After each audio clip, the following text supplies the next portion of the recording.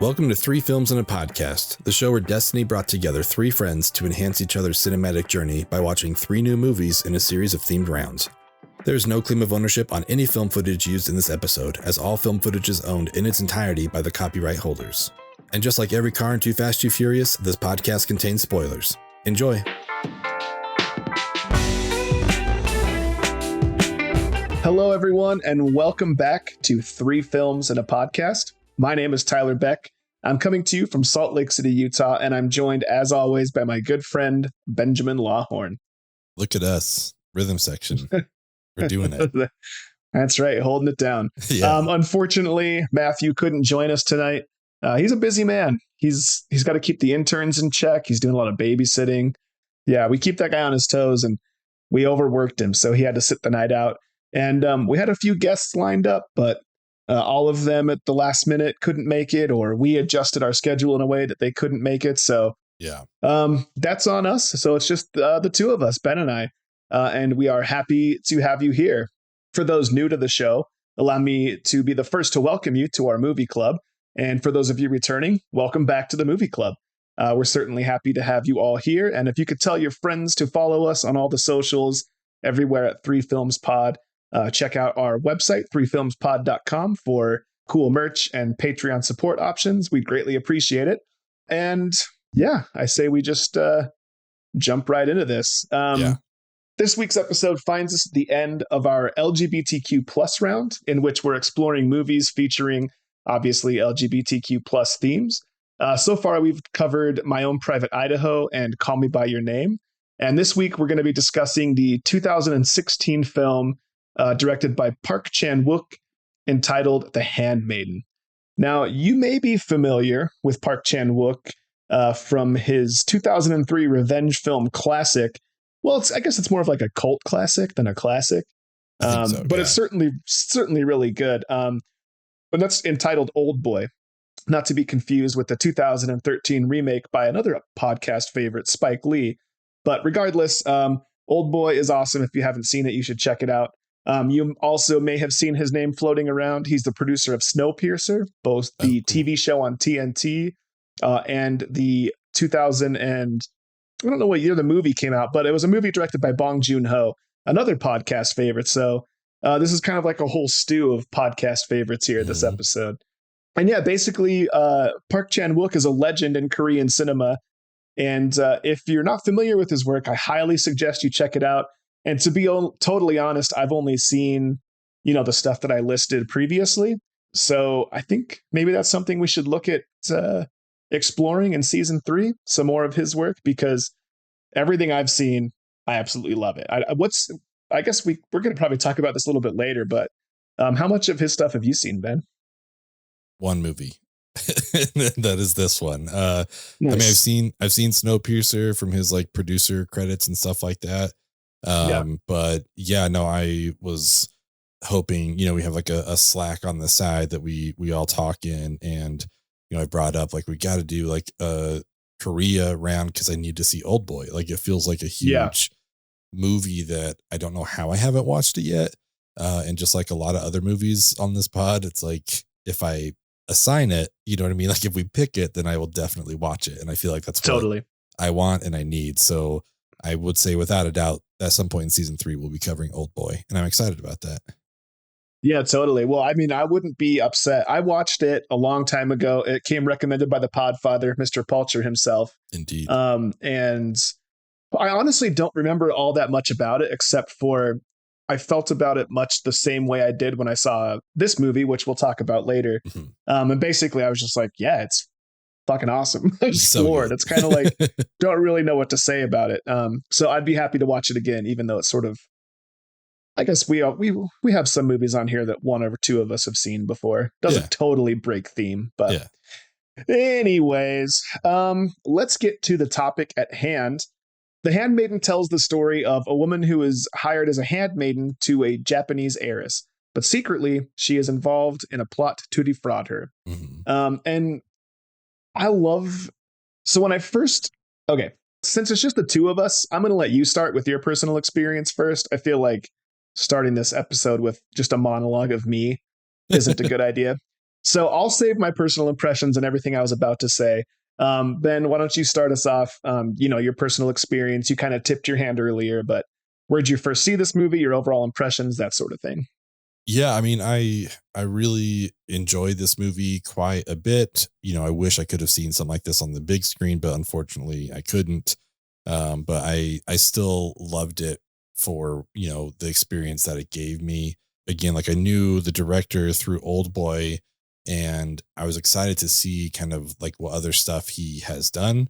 Because that one just feels like a very, very much like a revenge, whatever kind of thing. I was like, well, the trailer on Yeah. this movie doesn't give anything away, which I think is kind of Right. awesome. Like it's just like a collection of like the awesome shots, that's kind of it. Totally. Cause like, oh, I want to see what this is all about. And it's like, there's barely any dialogue. It's just like cool shot, cool shot, cool shot. Like, okay, sweet. I'm on board. Like it's kind of what I want out of a trailer as much as I didn't think so. It's like, yeah, let me figure out the story while we're watching it. You don't need to tell me everything now. So it definitely Yeah. did that. And this movie just like caught me off guard multiple times and I loved it, like with it even just starting out with like part one, it's like, okay, cool. We're kind of going to get into some like maybe chapters here, whatever. Like I enjoyed that Right. aspect of the storytelling. And yeah, I mean, there was again, like there's a few times where like, oh, okay, I didn't see where this was going, and like not in a bad way where I was thinking like, oh, I know we still have like an hour and a half left, but it was more just like, what are we going to do with this next hour and a half? Cause like this is the way it's going is great. And then something happens like, oh, wait, what? We only have an hour and a half now to tell the rest of this. Like it runs 2.5 hours, but it doesn't feel like it, at least to me. It That's didn't, true. like Yeah. I wasn't focused on the time frame. It was more just like, oh, we only have this much time left. Like, what's the story going to turn into? So Right. I like the aspects of it, a lot of cool flashback. Man, this is a fucking like sensual movie, dude. Like it is like, I mean, some of it I like watched Woo. on like a lunch break at work, and I was like, I'm glad I have an office to myself. Cause like if anyone's like behind me right now watching some of this, like this is beautiful. It was like so well done. None of it is like over the top or unnecessary. Like everything adds Right. to the story, which I think is great. There's a lot of obviously this is all in the Pride Month, so a lot of the story between the handmaid and the lady is about their attraction toward each other and having this like lesbian relationship that they couldn't really speak about, and we get to see them like connecting with each other. And I know we're not getting into trivia, but I enjoy that the director basically cleared the whole set for that kind of stuff. He had Yeah. one female boom operator, and then the camera was like remote controlled, and I was like, that's cool. I like that he made it a comfortable environment for them, and I feel like it came across in the movie. Like we saw they were Totally. really comfortable with each other and just seemed very intimate, and like we were there with them in a really beautiful way. So I love this movie. I'm excited to like watch it again. There are some that I watched for the first time on this show and then for our podcast, and then I'm like, I want to own this. Like I like this movie enough that I want to watch this again at some point. And this is one of those movies where I'm like, I think I need to have this because this is just like, it's such a great movie. It's so beautiful. And I just love the story. Yeah. Man, I agree with pretty much everything you said. I didn't watch the trailer for this, and I went into this really, really blind. Mhm. Um, I started to talk about the synopsis and what how that influenced my viewing, but basically, I think when we were picking the movies for this round, I didn't have a selection made quite yet, and I think you recommended this, if I remember. And so I thought, yeah, sure, let's do it. And I didn't Mhm. really look into it. I looked at the cover, like the poster or Yeah. whatever, and I kind of knew it was about like some sort of like lesbian relationship or whatever. Mhm.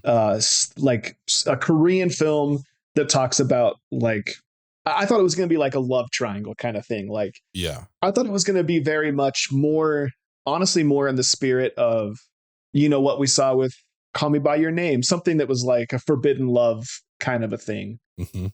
You know what I mean? I thought it was going to Yeah. be like a love drama. I had no idea. I knew that it was highly recommended. I'd heard that it was a great movie. And I was like, okay, cool. It's going to be like, this round is going to be like the sad love story round. Yeah. You know what I mean? And so right before I watched it, I went and I read the synopsis and I looked at the director and I was like, oh, Oh, I got instantly excited because I was like, oh, from the director of Old Boy. I was like, oh shit, I've seen Old Boy. I know what that movie's about. And then I read the synopsis, and the synopsis I read, I don't remember where I read it, but it was different than the one that I pulled from IMDb. Mm. And it basically said, that she goes to be a handmaiden to a Japanese heiress, but things aren't what they seem, or something like that. Okay. Is what Yeah. the synopsis said. So I was like, oh, cool, like a mystery thing.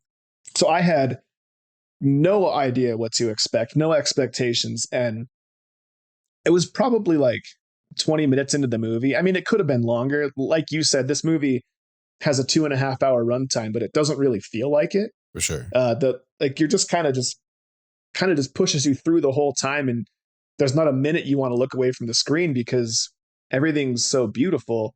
Side note, it was the one time that I was like cursing subtitles. I know we harp on like pushing through subtitles, but I was like, I didn't want to take my eyes off a second. I Oh wanted to yeah. see every inch of the screen just because everything was so well composed, so beautifully shot. The blocking, the lighting, the composition, the choreography, everything about it was just masterful. And I was like, damn it, I have to like look away for a second to read. It's the one time I was ever like, I wish I wouldn't want to watch it dubbed because I really do like to hear like Yeah. the Yeah. natural rhythm and beauty of it, of like the language that it's made in. Yeah. And it's But important in this anyways, movie too, because like at the beginning we get yeah, that, it's like the text in yellow is in Japanese and the text in white is Korean. But I honestly right. had the same exact thought you did. And I usually don't with subtitled movies, but I know that there were shots where I was like, that looked beautiful, but I only got to see it for half a second, because I was reading the Right. subtitles, which normally isn't the case with the movies, but just like the cinematography in this is so beautiful. But the subtitles, it's one of the few times I think where the subtitles like adds to the context of the story, which is I think also a really interesting choice. Yeah, totally. I mean, the difference in the way that they choose when they choose to speak Japanese and Hmm. Korean, and like the sort of like the class commentary Hmm. in that regard is really interesting and really important. And I would hate to take that away just by putting English dubs over it. I guess they could put like they're speaking Japanese at this point Yeah. at the bottom. I don't know, but it's interesting. I think we'll probably talk about this later, but like to put it in comparison to Parasite, which is another phenomenal movie, Korean movie that is subtitled. I think the difference is this movie, Handmaiden, is very dialogue heavy. Mm, There's a lot of stuff you need from the dialogue, and that's not to say there's not stuff you need from the dialogue in Parasite. Of course, there's tons of stuff, but I felt like there was a lot more like quiet moments in Parasite where the camera's talking, yeah. and so it was just easier to just take in what you're seeing as opposed to like trying to catch up with what you're hearing. Hmm. Not to say that it takes away from this movie at all. And in fact, for me, it just makes me want to see it again. But I guess what I was starting to say before I went off on that tangent was it was pretty early on into the movie. And I was like, oh, yeah, this is going to be one of my favorite movies ever. Like, Hmm. this is instantly going to be somewhere near the top of my list.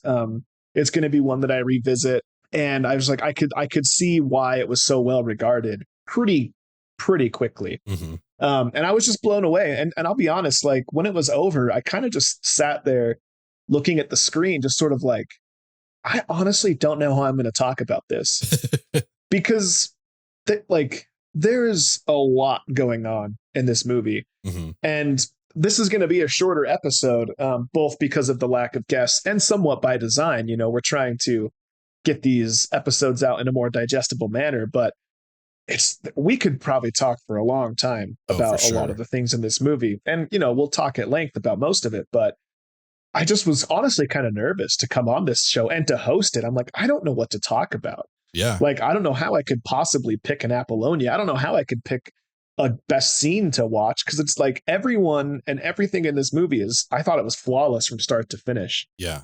There's so many good performances. If I remember right, I'm not 100% sure about this, but Kim Tae-ri, who plays Suki, the handmaiden, isn't this her debut film?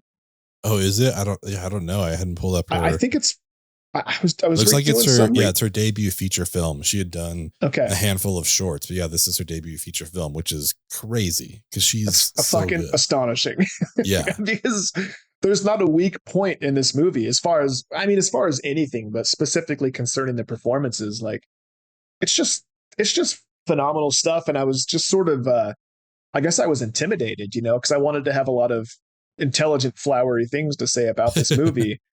So instead, I'm just making up for it by rambling. Well, there's so Um, much. I think the Parasite is a great comparison as I was watching it, because it's kind of a compilation of like in some other movies that we'll talk about later on as well. But I was like, oh, okay, this has the cool Parasite, obviously like just like the geographical setting, but also the kind of like working your way into a family, without them yeah, knowing it. We had that aspect, which was really cool.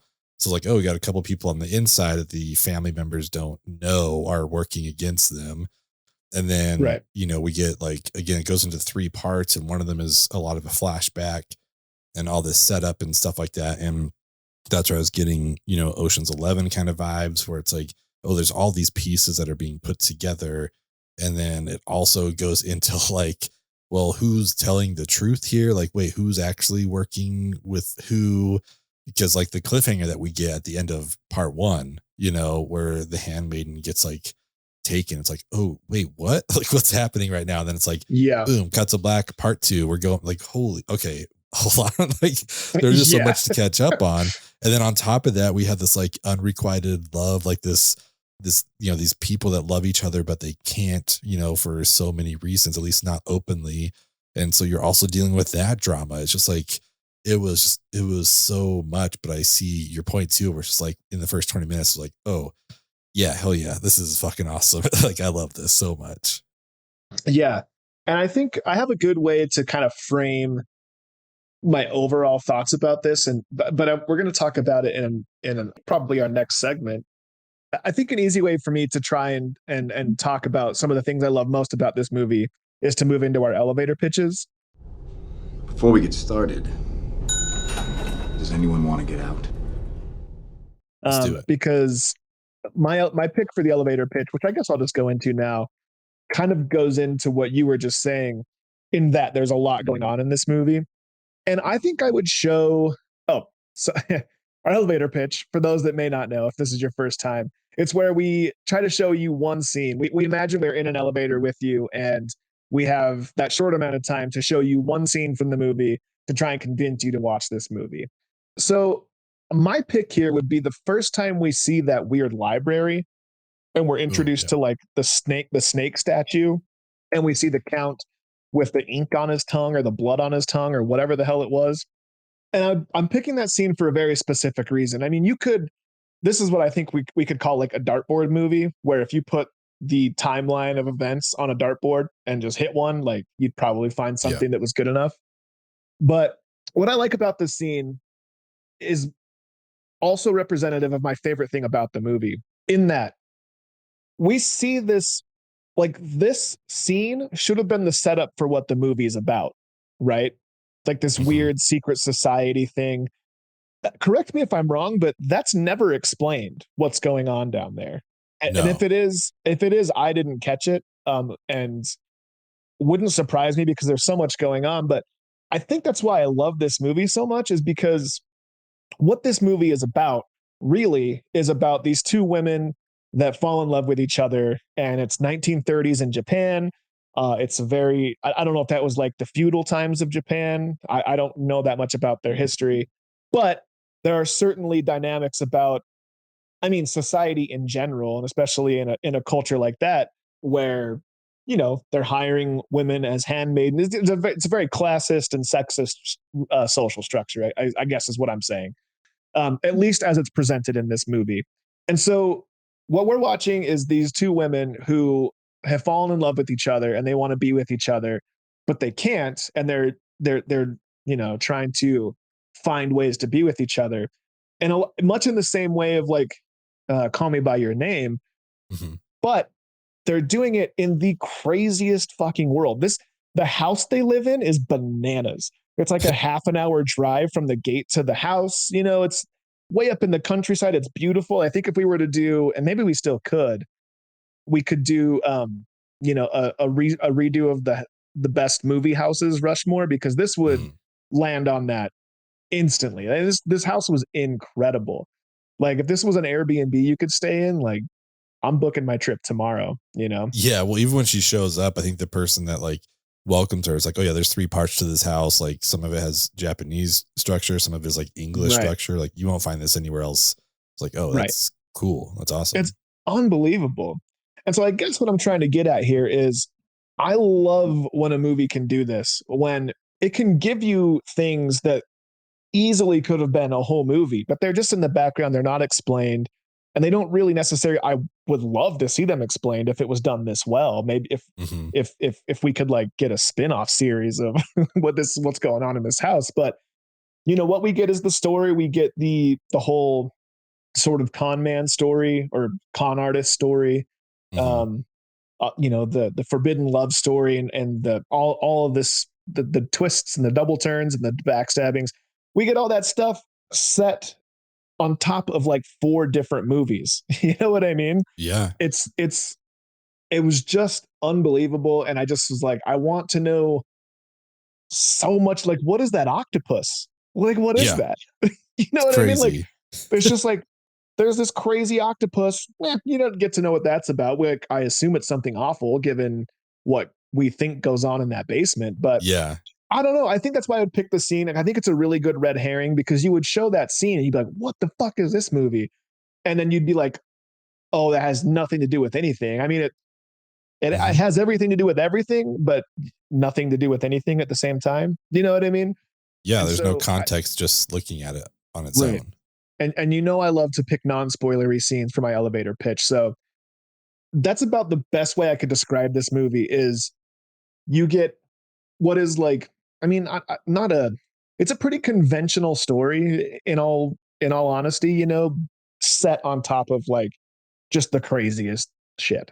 And so I think it's a really good pick for elevator pitch. And it also, somewhat sums up my thoughts on the movie. But what would you pick here, Ben?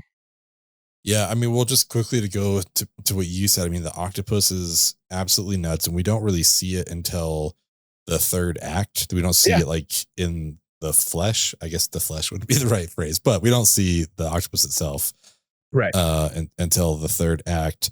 And there is some hints to it earlier because I think there's like a Japanese art piece. I think it's called like The Dreams of the Fisherman's Wife, and we see that where it's like this naked woman who has like an octopus kind of like essentially like performing cunnilingus on her, it's just all it's like this weird stuff. And then we see the octopus later. It's like, oh, maybe that gets used for that, because everything down in that dungeon is like body parts, that's all it is. It's like, oh, this is kind of nuts, but it's so cool that we like finally get down there and get to see it because they talk about the basement so much. Also, like, I got to think about the synopsis of it. Like, yeah, I don't know. It's kind of, I mean, we'll get into it, I think, when we talk about all the characters in here. But my scene is the first bathroom scene we have between the lady and the handmaiden. Yeah. It's really our introduction to their kind of attraction towards each other. It is, in my opinion, arguably like the most intimate and sensual scene in the whole movie. And which is saying something, given there's a like 5-minute gratuitous sex scene. That also, like, despite like the highly erotic and explicit nature of the scene, is like not as pornographic as you might anticipate. Like it certainly gets your heat rising. Like I had to fan myself. You know what I mean? But yeah, I agree with you that despite the scene that we get a little bit later, the bathtub scene is like hold your breath, like intensely erotic.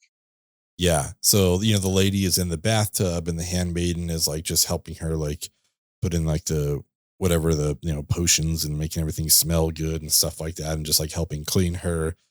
And then at some point, the lady's like, oh, my tooth is like kind of cutting into my mouth a little bit. It hurts. Yeah. So the handmaiden leaves and comes back and she has like a thimble, I think is what it's referred to. Right. So, like, and just like puts her first she just puts her thumb in her mouth to feel where it is, leaves and comes back with a thimble. And then it's just like has her thumb in her mouth and is like just very slowly back and forth, like grinding down whatever the hard part is.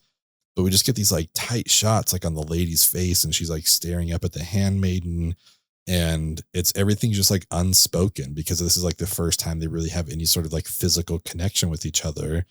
And it's for the quote unquote job. You know what I mean? Like it's she's providing a service that needs to be done as the person takes care of the lady, but there's also just like more to it. And then we get the handmaiden's POV where she looks down and can kind of see like the naked lady in the tub. And it's just like, we get some really, really just tight shots of like just eyes, it's like we can see like the pores on their skin and stuff like that.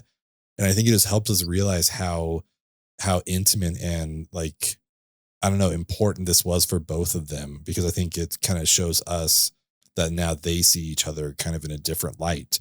And so we got to see them in that same way. And I just think it's so beautiful. No real words are exchanged or anything, but it just sets the tone for the rest of the movie. It's like, okay, these women are very attracted to each other. Like they're starting to fall in love with each other, but they cannot. So where are we going with this? Right. And it's just like, yeah, I don't know. I think it's a really cool scene. And I think I would want to show that just to be like, cool. If you want to see where this goes, watch the rest of the movie, because it's still, I don't know. It's beautiful. Yeah. One thing I like about that scene too, is I don't honestly remember if it's been, I think we know at this point that the handmaiden's there as a con, right? Yeah. That's early on for sure. Okay. I like this scene because we get you can really tell that, like, you get the sense that she's like, ah, shit. Like I fell for the mark. You know what I mean? Yep. And you really believe it. Like that scene sells it. I mean, like I said, like it was, I watched it by myself and it was quiet, but it was just like, I felt like the world around me got quieter. You know what I mean? I just felt like I was like holding my breath. I was like, oh shit. Like it was like intense in a way that I didn't expect. You know what I mean?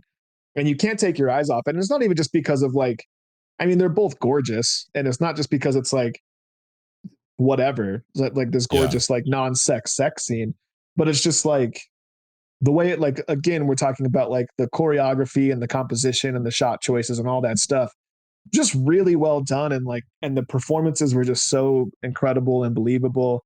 And yeah, I think that's a phenomenal pick, because I can't imagine seeing that scene and not wanting to see the rest of the movie.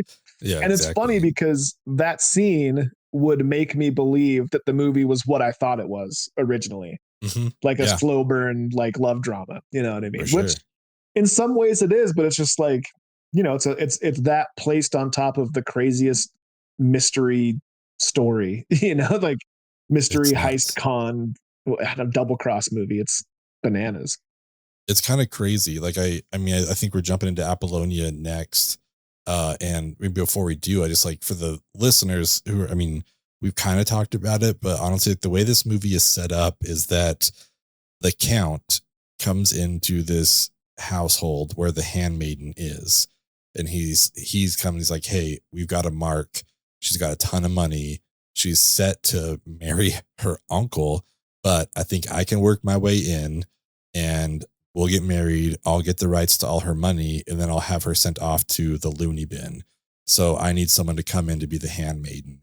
And that's like this setup, and that's kind of the connection to the parasite. I was like, okay, we're going to like work our way into this family, into this house, and then we will reap the benefits. And then, like you said, it's like the bathtub scene really is the, oh shit, like, oh no, like I actually care for this person. Like I kind of want to protect this person now because they are being taken advantage of. And it's like, oh, what happens? And then part 2 is like all the flashback of like who knew what, like all this kind of stuff. Like this movie keeps unraveling in the best way. I love it. Absolutely. Yeah. Ben hinted just a minute ago that we are moving into our Apollonia. So I think we should do that now. Let's head on over to Lake Minnetonka and talk about who wins our Apollonia Award. Let's go purify ourselves. So the Apollonia Award is, it's basically who won the movie, but it's sort of with a twist. I felt like when we watched Purple Rain that it was obvious that Prince was going to dominate the movie and was going to be the movie. But despite that, Apollonia held her own, and the character of Apollonia transcended as much as Prince did. So we try to shout out the performances that maybe surprised us or weren't the obvious pick for, best actor or actress or whatever. This movie's really hard for me to pick. I'll be honest. I don't know that I have a pick that I'm prepared to share. Maybe I'll just do that now. But to be honest, like everyone in here is so good that I'm just not even sure I can have an honest answer, but an answer for the sake of conversation. I want to shout out the Count, played by Nice. Ha Jung Woo. Apologies if we're butchering these pronunciations, but they're just a couple of white boys. But I thought, I just thought he was great. I thought he was really good. I mean, we've been singing the praises of everyone. The two, the Countess, Lady Hideko, and Suki, played by Kim Min Hee and Kim Tae Ri, just phenomenal. Like they're just so fucking good that Yeah. for them to not win an award for best actor in this movie, best performance in this movie is like sort of blasphemous. But the Count holds his own, and I think it's really cool because he's playing sort of two or three different people. He's playing high society Count, he's playing low society crook, and I think he really does hold his own. He really does switch back and forth between like disgusting crook and like kind of disgusting high society guy at the same time. Yeah. You know what I mean? And he's totally believable in both. So I'll give it up to the Count, but I feel like we're talking about the Apollonia Award just for the sake of talking about these performances more. But I do want to hear if you do have a pick for this. Yeah, I mean, I think we do have like 4 primary performances in this film. The Count does a great job. Like we kind of understand from the beginning, like, oh, this is a guy pulling the strings. He's kind of shady, whatever. We talked about the Handmaiden a lot. I think I'm going to go with the Lady Hideko, played by Kim Min Hee. And I think I want to pick her because for me, seeing her in part 2 of the movie really, I think, kind of exposes us to just how wonderful of an actress or actor she is. It's just like the part 1 is so much from the Handmaiden's perspective, and we just kind of take everything at face value. It's like, oh, the lady's like having a nightmare, and so she's got to go in and take care of her, or all this kind of stuff. And then in part 2, we find out like actually like the lady's a little bit of a con man herself. Like she knows what's going on. She's a lot more intelligent than is let on in part 1. And for me, that was like the big payoff here. It's like, oh, okay. So whose side is she on? Like, what's her perspective here? Because like the Count makes the proposal of just like, we don't have to love each other. Let's just like get married. We'll get rid of your uncle, whatever. And she kind of sees like the financial benefit in that. It's like, okay, I can see that. But then, as it comes on, I think she also has the same experience that the Handmaiden does, where there's a point where she's like, oh, I know this woman's actually here to like make me a mark, but I also like her, like this is getting more difficult now to kind of navigate. And I loved Kim Min Hee's performance. I thought she did a wonderful job. And then just to round it out, the uncle has a really interesting job of like being an old man, in most of the parts. But then in part 2, we go back to the flashback and he's his young self, and he's intimidating. I don't know that he's ever like scary necessarily, like there are actions like slamming the table and all this kind of stuff. Like, he doesn't fuck around. Yeah. But his performance he was intimidating, I guess, to say the least. Like he wasn't, I don't know that you'd be scared of him, but like he's intimidating. And I think that is Cho Jin Woong, I believe is his name. He just did a wonderful job. Yeah, you can certainly see his power and influence. Like whether or not you're actually like physically intimidated by him, he's a guy you can't mess with because you disappear tomorrow and no one would look for you. Exactly. And like when he invites all these guys and she's doing her readings, like we get close up on his face of him like seeing that all these guys are responding to what she's doing. It's just like, oh, this dude's also pulling his own strings. He's just got these rare collections of like erotic books and makes her read them for these guys to get them all like worked up. And then he's like, cool, who wants to buy this book now? It's like, man, he's got his own little grift going here. I like it. Totally. It's awesome. Yeah. And man, I'm going to be totally honest right now. I completely forgot about the book reading scenes. Those were maybe like the funnier parts of the movie, like that. I think those are the only parts where there were a few parts where I laughed. I honestly don't remember, but like, I remember thinking like, oh yeah, this would be what like people with more money than they know what to do with in the 30s would do. You know what I mean? Yeah, exactly. I'd go watch a beautiful woman in some weird basement of this nice house. They took an hour and a half ride from their mansions into the countryside and do this weird high society shit. You know, it was like Exactly. 1930s Japan, eyes wide shut. You know what I mean? Yes, Like, 100%. That's exactly what it was. It's like, we're going to go watch this like young woman read out this erotic, book and just kind of get all worked up. And like in the last one too, where it's just like, this book is so valuable, but they ripped out like the positions and stuff they talk about are so extraordinary. And so they put artwork in the book, but it got ripped out. And one of the guys like, well, then it's just not worth as much. And he's like, well, hold on. It's like, and he like drops this dummy from the ceiling. It's like, we're going to make her act it out now in front of all of you. And then like, I feel like that bumps up the value even more than it was. Like, oh man, this dude thought of everything. Like he's completely taking advantage of this woman, that like this child that he raised, brought up. But the scenes themselves, like they're definitely played, I think, for the most comedic effect of just like the intense like push in on the guys who were just like getting so like worked up, but also around other dudes. So trying to like play it cool, but it's like you can tell they're just ready to bust at any moment, Baseball, Margaret Thatcher. What is Austin Powers saying? Oh, yeah, exactly. No, baseball, cold showers. Baseball, cold showers. Give it up, Mr. Powers. Margaret Thatcher naked on a cold day. Margaret Thatcher naked on a cold. I mean, you don't get in a state like that being a dummy, right? Like, I was like, that's what, like, there's so much about this movie I want to know more about. How did he come into that power? How did he get that house? How did he keep that house? How does he have the staff to maintain it?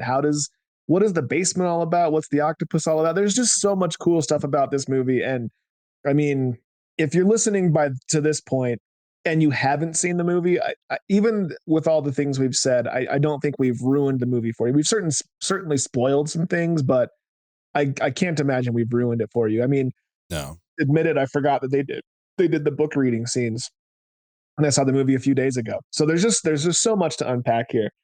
Let's leave. Let's see, where were we? We were in Lake Minnetonka. Let's take a drive over to the drive-in. Adam's waiting for us. Good old Adam Driver, the patron saint of the pod.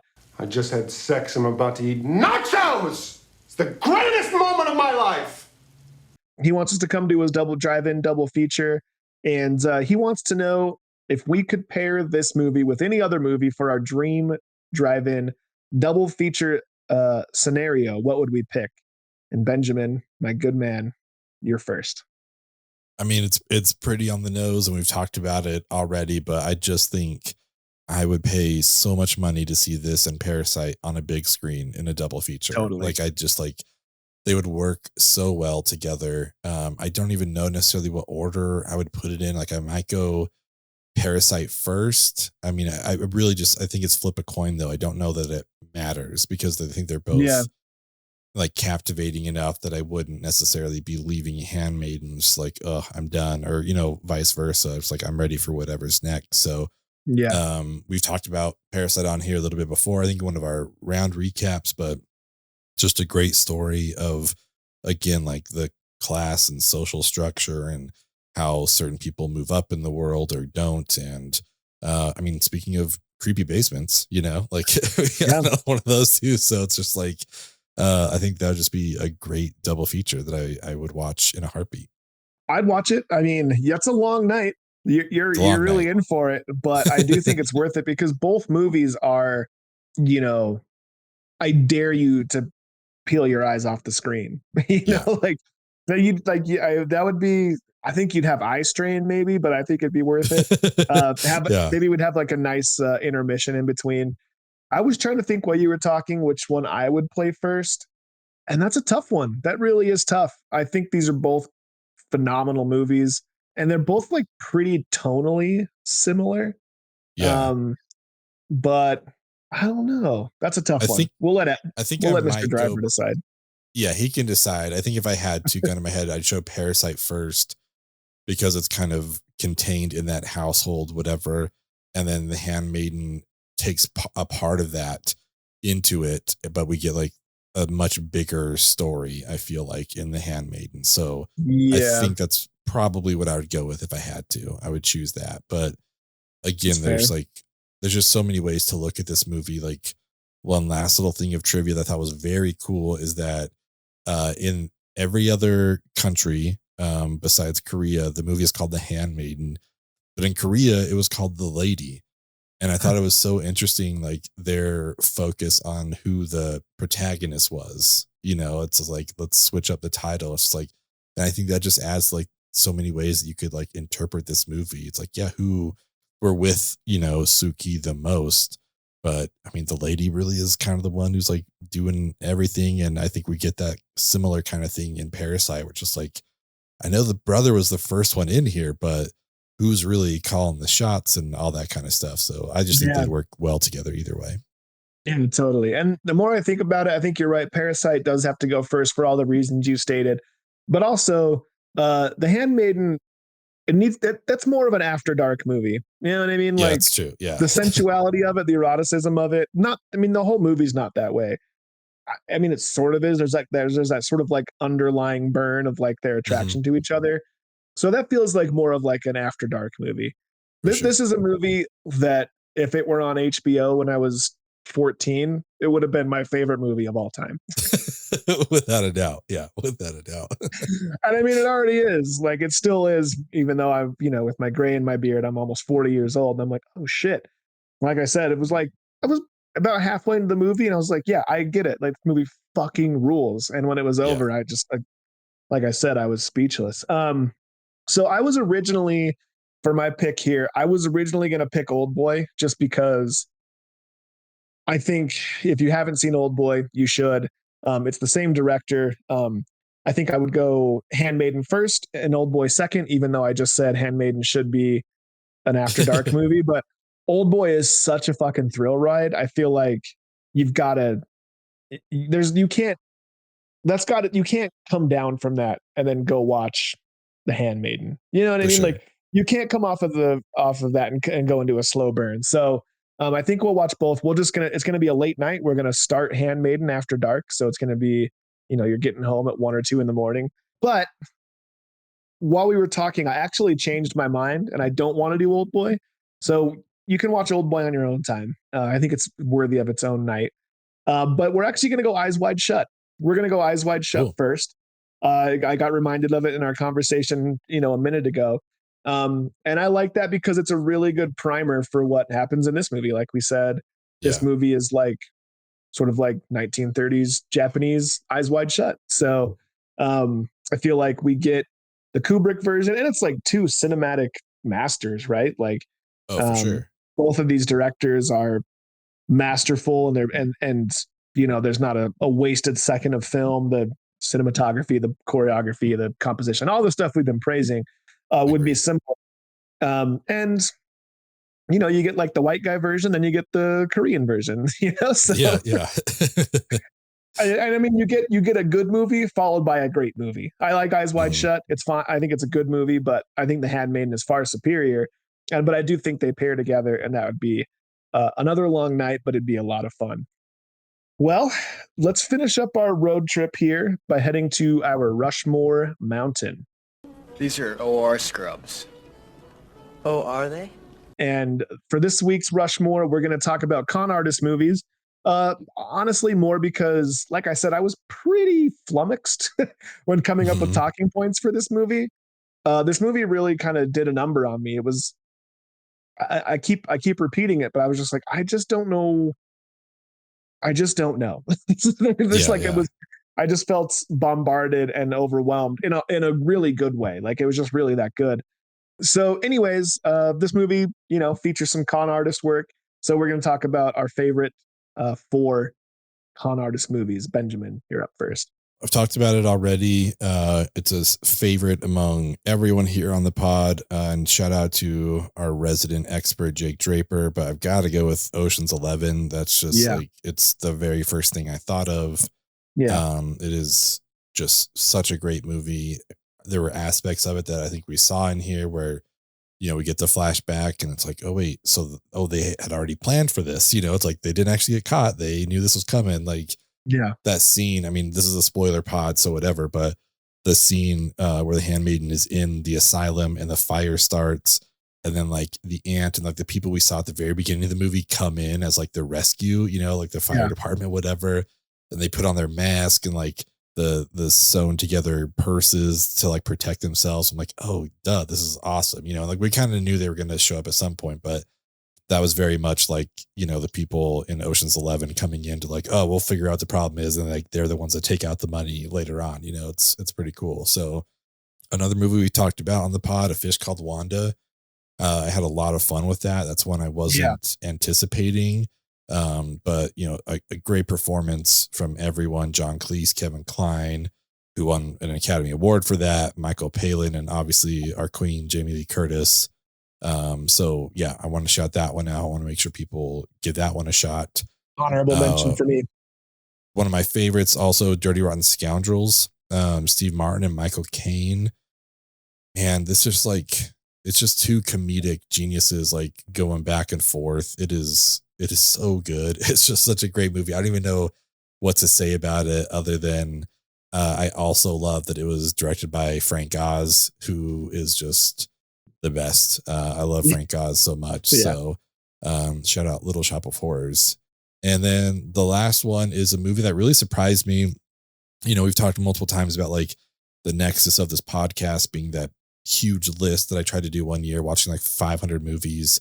And I watched this for that. It's a movie called The Sting from 1973 with Paul Newman and Robert Redford. You know, ever heard of them? Those guys. But man, it is all those guys, old Sundance. Yeah, movie called The Sting. And I don't even know exactly what to say about it. I don't want to go too far into it, but it's still to this day, I'd put it up there with Ocean's 11 as far as like some of the best con work, you know, that we got to see in a movie, the way they create like these sets and, you know, like sets within the movie for people, like to confuse people within the movie. It's pretty rad. Won Best Picture at the Academy Awards, won 7 Oscars. So just highly recommend that movie. And I think that would wrap up my con man Rushmore. Yeah, it's a hell of a list. And I think this might be a podcast first. I mean, granted, there's only 2 of us, but no crossovers on any Rushmores this time. Crazy. Ocean's 11, I certainly thought about. The only reason I didn't put it on there, I guess I don't really have any real reason. I just didn't. I felt like we've talked about it a lot. So, and there was other things I could pick. A Fish Called Wanda definitely was an honorable mention and was on my list up until a certain point. Again, something we found on the pod. We all experienced it together. Shout out my grandpa who gave the recommendation. And nice. Yeah. So one of my all-time faves, and it's like when it's on cable, I always watch it sort of thing, is Catch Me If You Can. That's one of those, if I come across it and it's on, I'll probably sit down and watch at least 15 minutes. You know what I mean? I've always been a big fan of that movie. So Catch Me If You Can. Kingpin, which I'll be honest, I didn't think about, but when I was going through some lists, I was like, oh yeah, that is a con man movie. And it's one we haven't talked about a ton on here. And one I've never seen. Oh goodness. Well, yeah. We'll have to change that. And then I actually didn't even realize this. There's a little bit of serendipity here, but another Woody Harrelson classic, White Man Can't Jump, makes my list there.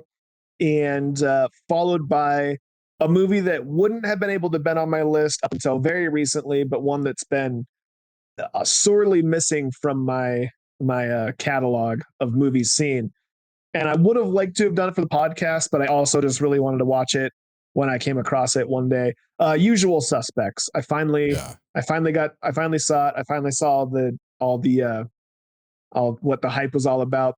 How many keys, you cocksucker? In English, please. Excuse me? In English. How many fucking keys, you cocksucker? What the fuck? Number 4, step forward. And I will say, I knew about the whole Kaiser Sose thing. I knew it had been spoiled for me for years. Yeah, but it was still great, still effective, still a really good movie. And even though I knew the spoiler, I still was kind of second guessing up to the end. I was like, wait, was it really? Is that? I mean, yeah. If you go on IMDb, it says who Kaiser Sose is, so that's kind of a bummer. But oh yeah, I'm pretty sure. Maybe it's not IMDb. Maybe it's somewhere else. It's like, this person plays this character and Kaiser Sose. I'm trying not to spoil it in case someone hasn't seen it. Yeah. But Anyways, so Catch Me If You Can, Kingpin, White Men, Can't Jump, and The Usual Suspects. Gosh, Ben, is there anything else you wanted to talk about in this movie? I mean, we did pretty good covering everything, I feel like. And I would hesitate to say too much more in case someone hasn't seen this movie and they want to go check it out. I hope we've done a good job of selling it to you. But I don't know. Is there anything else you want to talk about? The only thing I want to bring up, I didn't want it for my elevator pitch because it's really just like a shot. It's not necessarily a scene that I loved, but there's a shot in this movie that I think was just like so well done, kind of during the flashback. And we are on the lady as a child and we kind of like lose focus of her face and like go to the background. And then it transitions to being like her as an adult, but while it's all bokeh'd out, and then it comes back into frame. And so she goes from like being in focus as the girl, kind of going out of focus. We transition to her as an adult and come back in, all while keeping the camera, on the same shot. I was like, this is so cool. They did that a few times where it's like the lady was like looking through her little peephole at her door. And so we like pan to the left and we see, like the Count doing his business to get rid of her handmaiden. Then we go back to her at the door. Then we go back to the left and we see the new handmaiden coming in. Like, I mean, we both know, and a lot of people know how that all works, technically, but it's still just always great to see it done really well. And I think this movie, we talked about the cinematography, but the camera work, everything, I think it's so masterful. I think they did a great job. Yeah, 100% agree. And I mean, this is like a postcard movie, right? Like pause the movie and put it on a postcard. No matter where you're at, it's probably going to be Dude, that scene where like handmaiden and Count are talking to each other and it's like the trees like down that like pathway. Yeah. But like the tree branches are like connecting in over them. Like, normally the trees go up and then like up top, but this is like, it's almost narrow, like the way they all like curve into the pathway. It's like, where is this place? It's so beautiful. Like, it's so cool. Like I want a tour of where they shot this because it looks amazing. Yeah. Well, gosh, man, I think that's going to do it for this episode. Let's do it. It feels weird not to have a guest here to like plug their pod. So I guess we'll plug ourselves one more time. You can find us all the socials, Twitters and Instagrams and wherever the cool kids hang out. You could probably find us there. We're at 3 Films Pod. And again, check out our website, 3filmspod.com. At some point, I promise there is a new version of the site coming. It's going to be real cool and will be built by yours truly. But in the meantime, we've got a great site up that Ben put together, and it's got a bunch of cool merch that Matt has designed. And, you can check that out and purchase it and help support us. And there's also Patreon, and you can be a patron of the pod and support us that way. We'd really appreciate it. So check it out. Give us a like, give us a follow, give us a subscribe on YouTube. Ben puts a ton of work into these episodes. So we really appreciate those of you that have stuck around and are watching and listening. And I guess that's going to do it. And we'll catch you next week. See ya. Bye, everyone.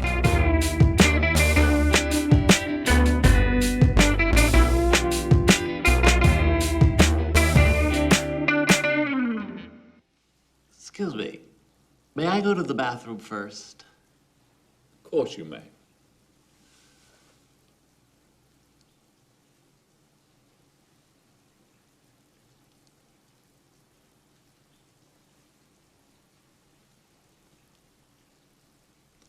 Thank you.